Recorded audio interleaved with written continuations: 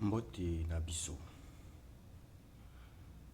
Comme promis, aujourd'hui nous allons parler de Daniel chapitre 7, le premier verset. Nous le lisons comme suite. Dans la première année de Belshazzar, le roi de Babylone, Daniel vit un rêve et des visions de sa tête sur son lit. À cette époque-là, il mit par écrit le rêve, le récit complet des choses, il le fit connaître. Donc ce verset, nous retenons trois choses. La première, Daniel situe le moment où il fit son rêve. Il dit, ce fut pendant la première année du roi Belshazzar. La deuxième de chose, c'est le rêve.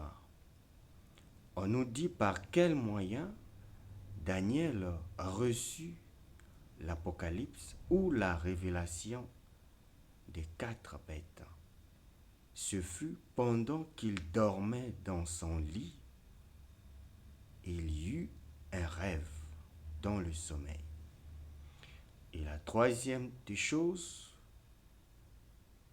Daniel ne scella pas ce rêve, il l'écrit et le rendit public.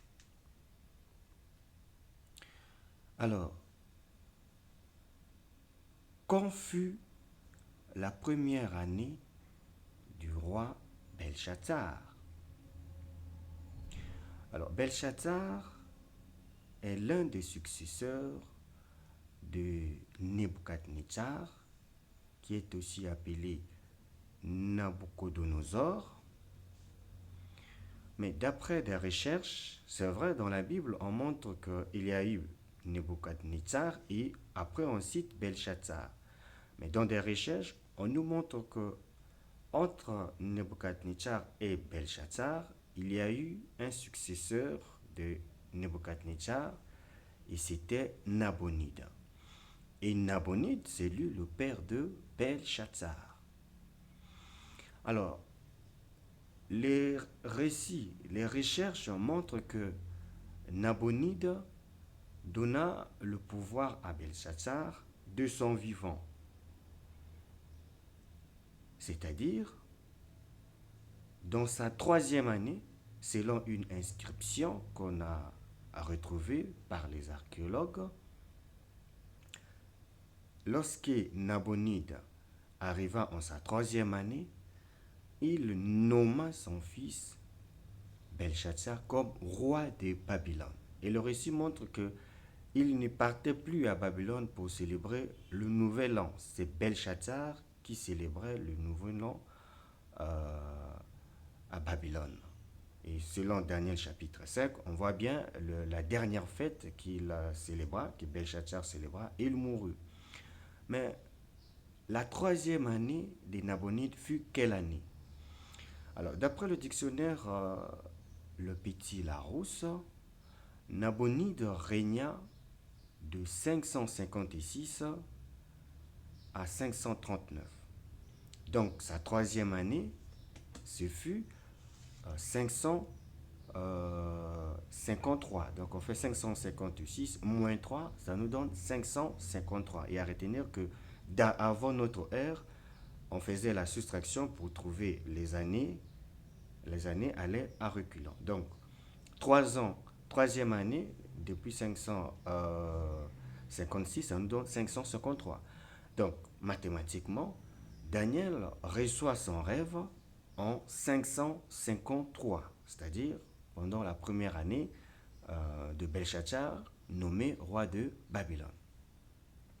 Alors, pendant cette année-là, donc 553, Daniel, dans son sommeil, il reçoit un rêve. Alors, est-ce que Dieu parle par le rêve? Nous allons voir cela dans un autre verset biblique. On va le lire. Nombre 12, 6 nous dit ce qui suit. Et il dit, entendez mes paroles, s'il vous plaît. S'il y avait parmi vous un prophète pour Jéhovah, c'est dans une vision que je me ferai connaître à lui. C'est dans un rêve que je lui parlerai. Donc Dieu parle aussi dans le rêve. Il donne une vision dans le rêve. Donc, ici, c'est Dieu qui vient montrer, il vient donner l'Apocalypse ou la révélation des 4 bêtes à Daniel et il a choisi le rêve et non le ravissement comme ce fut le cas avec l'apôtre Jean lorsqu'il a écrit l'Apocalypse. Alors, Daniel, lorsqu'il a reçu sa vision, il ne l'a pas gardée pour lui-même. Il l'a rendue publique. Comment? Il a écrit un livre, un rouleau. Et il a rendu public sa prophétie, sa vision, son rêve. Parce que cela avait une importance générale. Le rêve n'a été pas donné que pour Daniel lui-même, mais ça a été donné pour toutes les nations de la terre. Et Daniel n'a pas scellé cela. Daniel a écrit son rêve et l'a rendu public. Quelle leçon nous tirons? Alors nous tirons ici 3 leçons. La première, lorsque Dieu nous parle pour des générations, la nation ou pour plusieurs générations, il faut être précis dans le rendu. Il faut indiquer le moment où vous avez reçu le message et le moyen que vous avez reçu le message. On dit seulement Dieu m'a parlé, Dieu m'a parlé, mais il vous a parlé comment? Il faut préciser la façon dont Dieu vous a parlé. Et enfin, il faut rapporter fidèlement, ne pas édulcorer la parole de Dieu. Donc voilà comment est-ce que Daniel introduit l'Apocalypse des 4 bêtes. Donc ce fut en 553 et ce fut dans un rêve qu'il reçut cette vision et Daniel a rapporté cela et aujourd'hui nous examinons cette prophétie, cet apocalypse parce que Daniel l'avait rapporté. Et une fois de plus, nous disons merci au Tout-Puissant qui a fait que Daniel puisse rapporter cette prophétie, cet apocalypse qui nous est profitable aujourd'hui. Et toujours, nous expliquons cette prophétie sous l'onction ou les signes des Yonadabit. On se voit demain pour le chapitre, pour le verset 2, toujours de Daniel, chapitre 7.